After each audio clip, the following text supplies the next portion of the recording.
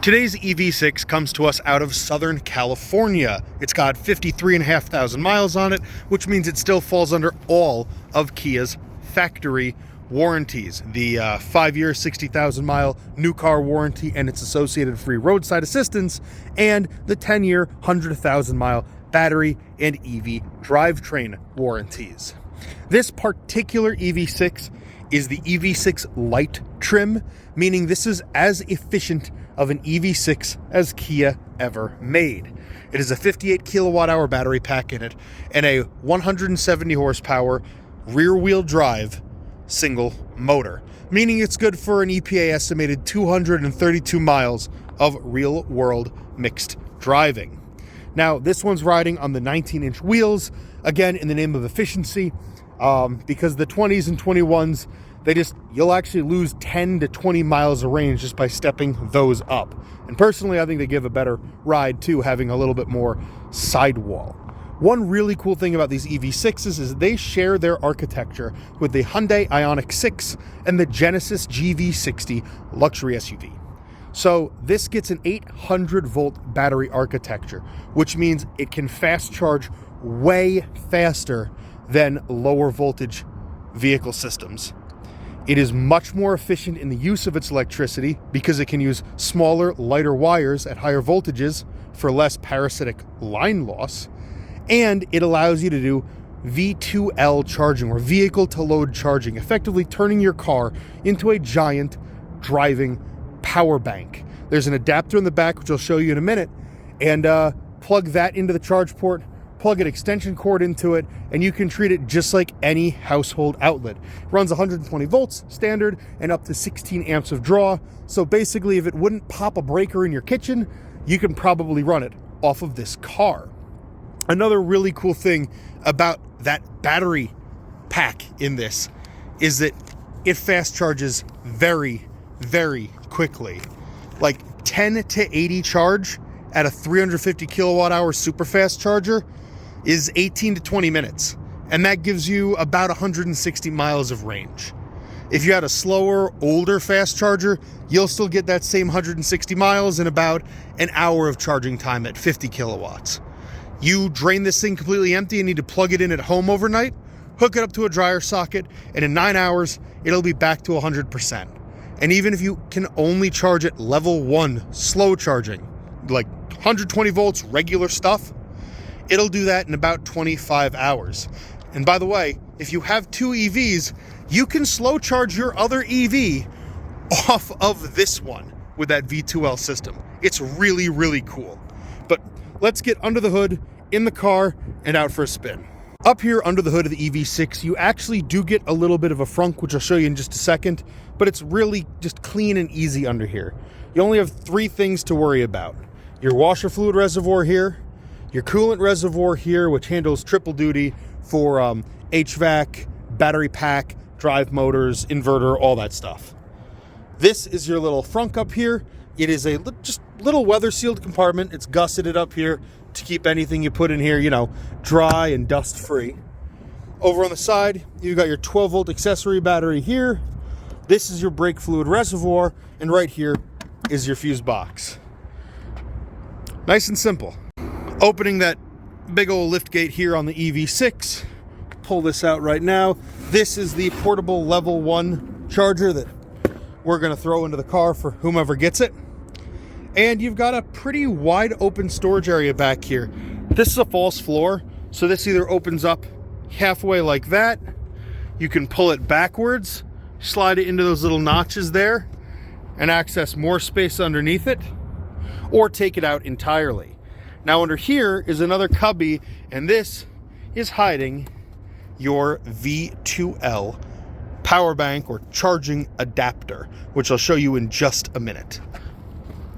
Other than that, if we flip this guy closed, take this out, lay that back down, and seal it back up. The only other things you got to worry about back here, got a charge port here, and these panels here drop those back seats all the way down. And now with those down, the roof lifts up there, and you can swallow some pretty good sized cargo. Also to note, Those rings on the back are top tethers for child seats or booster seats. Putting up this little case here, we've got that V2L charger. So this end will plug in to the standard charge port on the car, and this end is where your extension cord or appliance would go. I had to pause for half a second doing this one-handed, but you see there's your standard outlet in there, and this weatherproof case just snaps shut around it to keep everything safe and secure. Under here is your charge door, so all you got to do, run it in just like normal, and when you go to plug load into it, drop that, plug in, snap that shut, turn it on, and you'll see that's flashing because it detects the V2L system, and when it starts drawing load, that guy there will also light up. Speaking of which, this shows your state of charge here. This opens and closes that powered charge door, and this little guy here, if you have it set to charge at a specific time, but you need to charge right away, hit that and it overrides your existing charge timer. Running up front quick, you'll notice when it's plugged in, you get that little symbol there, and it'll show transferring V2L here on the dash with a current battery level of charge indicated as well. Climbing into the back seats of the EV6 here, you'll see driver and passenger seats are both all the way back, and this particular one, being mine, is down and back so I can more easily shoot photos and videos. But I'll slide behind that, give you all an idea for the worst case scenario of space in here. Turn the camera around and you'll see I've got great knee room, good deal of gut room, shoulders got plenty of wiggle room, and ample headroom back here, because these back seats, not only do they fold forward, but they do recline. So I have these things maxed out to make myself nice and comfy. Spinning the camera around again, you do get some cool amenities back here, like USB-C fast chargers in the back of both driver and passenger seats, vents in the B-pillars on both sides. You also get the obligatory armrest and cup holder, as well as child anchor points at the bottom of both of the main seats. Into the driver's seat, let's go over the myriad of buttons and options you get to play with. Start it up. Let's just make sure radio's muted so you don't get in trouble on YouTube. And yeah, let's dive right in. Here on the driver's door, you got your window locks here, power windows, power mirrors up top, and power locks right there. 2 seat memory settings are also here, as well as a decently sized door pocket with an extra cutout for holding a big water bottle or something like that. On here, this is the dimmer for your gauge cluster. That pops your charge door. Parking brake is here. Traction control off is right there. Moving on to the wheel, the cruise control controls are on this side. So this has lane keep, following distance, and then just turn on your speed and set it how you want. This guy goes through all of the pages, which I'll show you up here in just a second. And these are all of your hands-free and your audio controls over here. On the back side of the wheel, there's one notable thing. These paddles, the left-hand paddle will increase your regen up to and including engaging what's called I-pedal. So if I turn it into drive really quick and I pull the right paddle, you'll see that'll drop level 2, level 1. If I pull the left paddle, it'll go up to level 3, and then I-pedal, which is your one pedal driving. I'll show you more of that in just a minute.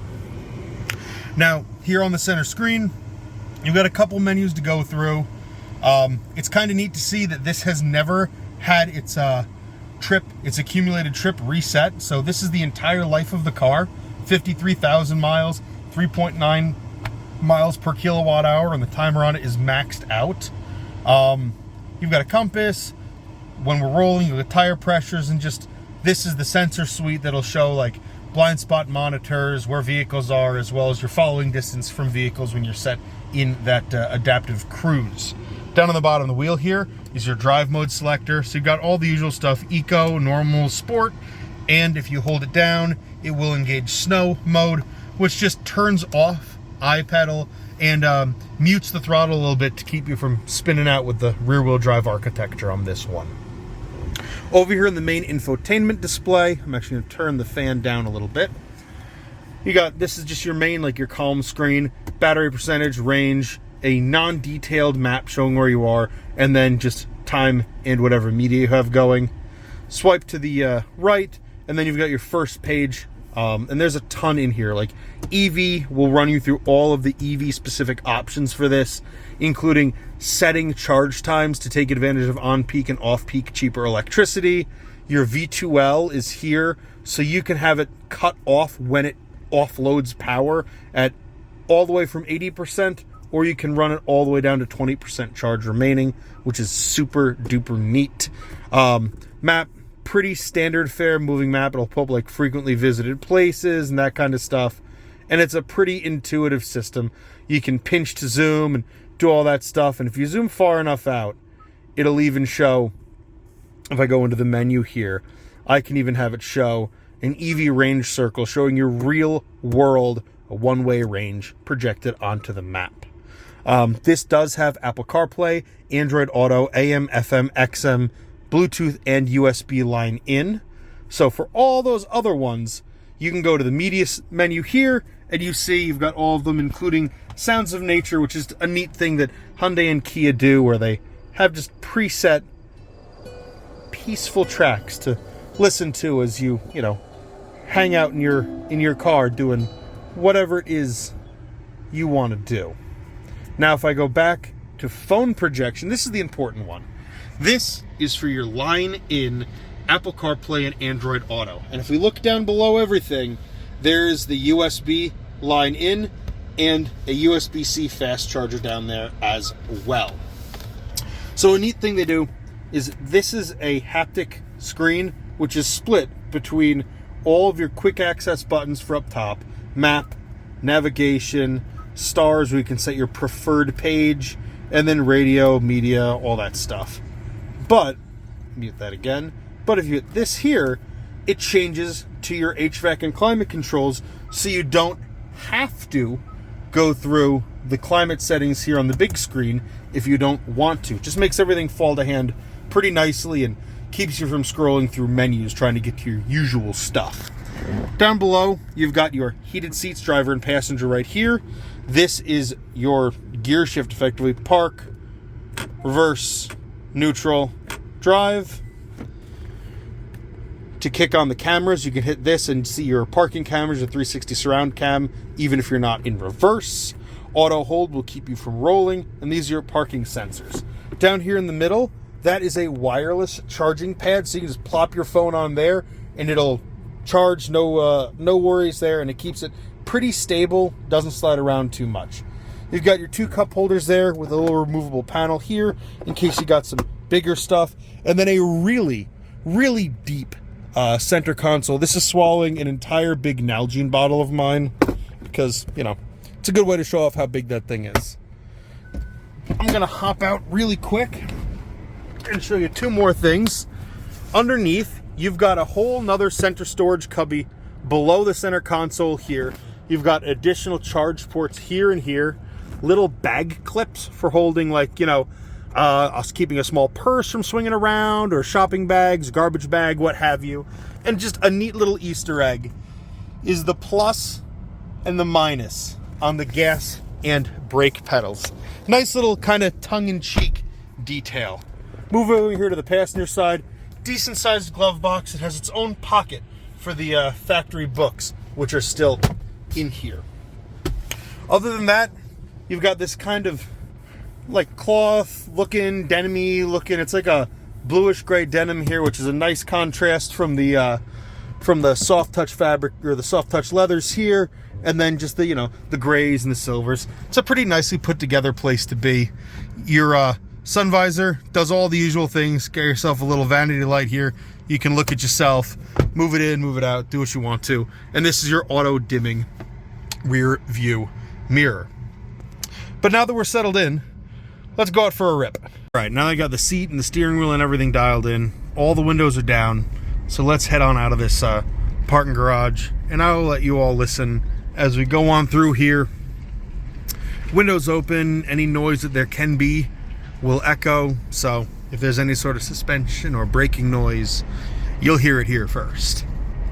But I mean, it's an EV. We know about the only noise this thing is going to make is the sound of the tires on the concrete and the little whine it makes under 20 miles an hour for pedestrian safety. But let's give it a little squeeze of power, hit of the actual brakes. It's good. I mean, yeah, it's got less than 55,000 miles on it, so it's pretty fresh.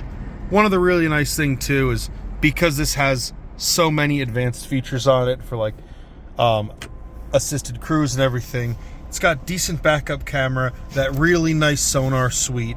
So if I'm just going to back in here. Now here in this particular parking garage, we've got little parking guide wires behind it, not a full barrier, but little cables. A lot of these systems can't sense them, but the good ones can pick them up. And you see, blinks and it yells at us as we get too close. So, you know, helps keep you from backing into anything you wouldn't otherwise want to be backing into. I want to show this off as I'm leaving the parking garage really quick, getting out onto the main roads. But if you do not want to use iPedal, which is the one pedal driving on this, and you decide to change the level of regen, let's say you're not slowing down quick enough even at level 3, pull that panel in, it'll engage maximum regen and bring you to a full stop. It's a very clever system. You can also set it to an automatic mode by holding the right hand paddle, which will in real time adjust the amount of regen you get based on your forward speed, how hard you press the brake pedal, as well as the traffic around you and the terrain. Here on the highway, I'm going to set that good adaptive cruise control up for you guys so you all can see. Kick it on. I'll adjust the distance down to distance 1 because I am from New York. I like to follow people a little bit close. This turns on that green dot for lane tracking, so it'll maintain our positioning in the lane. And I'm going to set our cruise control speed up to 75. And as soon as there's a gap, I'll move over to pass, and it'll accelerate since it's no longer pacing the slow vehicle in front of us. Complete the lane change. It goes green. It locks us back in. And we are now good to go. Just cruising right along. You can see with the wind and the curves making little micro corrections on the wheel and just keeping us dialed in pretty nicely. Now watch, this car's gonna cut us off. It detects it, slows us down, and maintains a safe following distance. It's not like true self-driving, but you can turn your brain about 80% of the way off, and it really does just kind of de-stress you and allow you to enjoy a longer drive. Now give me just a second, I'm going to find a little bit of an opening here and show you how this thing feels and sounds at a true, like, high-speed West Coast highway cruising speed.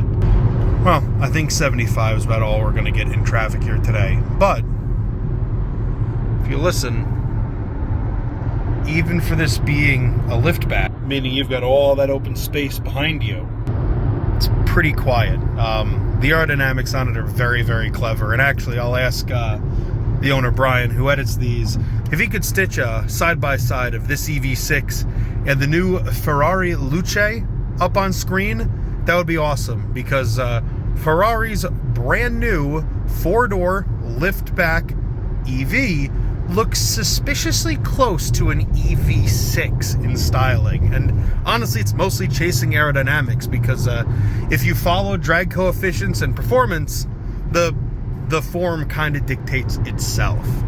But yeah, I mean, this is a very nice place to be out on the highway. Here at the ends of one of my favorite, mostly deserted roads here in Tucson, we're going to do a quick 0 to 40 to 0 to show off that there's nothing weird going on in the suspension or braking system of this car under full accelerative or decelerative load. So let's knock it into sport mode. Hold that traction control button down for a second. Beeps at us. And I don't know if this thing's going to burn the tires, but let's find out. 3, 2, 1, go. Nope, it just digs. Nice. 40. ABS, right to a stop. Straight, true, no drama. To give you all a better idea of how this feels in the more mundane and more common use case of, urban and suburban commuting. Heading down Main Street here in Tucson, speed limit is 35, cruise set at 40. It keeps the lanes if you really want to be lazy and, make it do some of the driving and steering for you. But when you kick it off, I have iPedal engaged now, so it's in that one pedal driving mode. And actually right up here is some of the roughest pavement in our area. It's pretty well cratered, so you'll feel this even in like a truck or a minivan. And yeah, thanks to this having the 19s with electric sidewall, it sails right over the stuff. It's not bad at all. Very, very pleasant spot to be. There you have it. Back at our lot, wrapping everything up on this 2023 EV6. Now, if you were hunting for a sleek, aerodynamic EV that drives better than most thanks to its rear-wheel drive platform and charges faster than most thanks to that 800-volt architecture, as well as being able to run like 3/4 of your appliances in a bind, these things are really, really cool cars. Plus, lease returns like this on the secondhand market are really good buys right now. So to take advantage of that, follow the links in our description below or call or text the phone number that is about to be on screen to make an appointment to check this thing out in person. I've been Dylan. We'll see you soon.